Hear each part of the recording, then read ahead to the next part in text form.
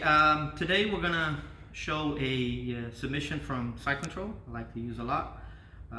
We use the lapel for this technique. All right, so we're gonna start with side control here. So remember, every time you're on side control, always be on your toes. My knee goes very close to his hip.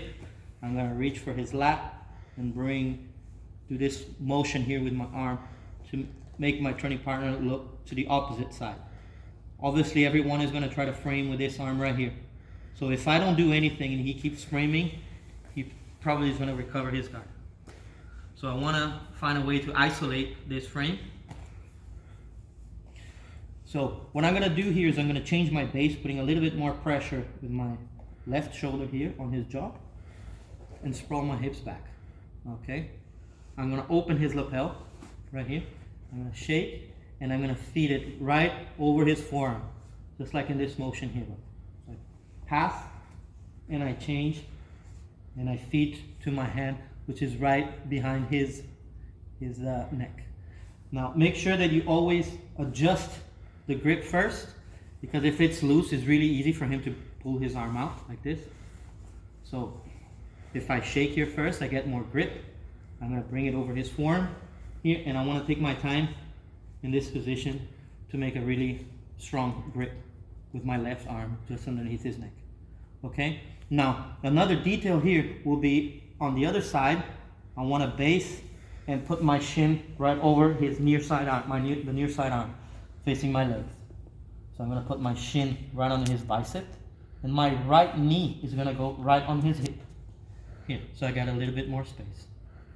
Okay, since his other arm is trapped, he has no arm to defend, I can put my hand facing, my palm facing the ceiling, 4 fingers, and I'm gonna make like a baseball bat choke, or like in the UK, a cricket bat choke.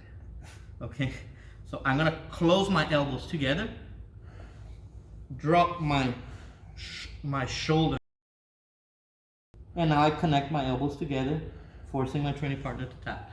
If you're in training and you cannot have your hands to tap, make sure you always say tap to your training partner, or you can use your feet to tap, okay, if your hands are trapped.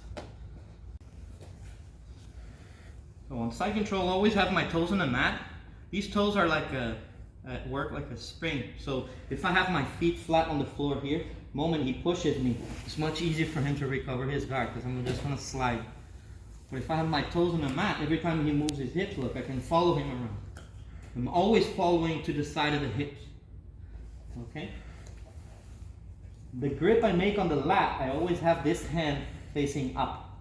I don't have my hand facing down here. I have this, my hand facing up. I control his lat here, and I pull him in. I don't like really to close my hands in this position here, in the gi, because if you're facing someone really strong, it's easy for him to flip you to the other side. Okay, so I'm here. To avoid my training partner to frame on my neck and recover his guard, again, I'm going to shake the lapel, make sure I have a strong grip, bring it right over his forearm, and here I'm going to feed. I'm going to make sure my grip is tight. Okay, the detail here on my right leg, my left leg here, the leg closest to his head, I'm going to bring my knees together here and put my shin right on his forearm. Okay? I have to make sure that my knee is not here, because again, if he's really, really strong, he can actually lift me up here. See? So I don't want him to close his hand on my hip. I want to make sure that my shin is on his forearm here. You see? Like that. My knee now is going to go to his hip. I'm not going to do knee on belly, it's just my knee in this position on the hip. 4 fingers facing up. Okay, and now when I close my elbows together, I'm going to let go of this knee on the hip.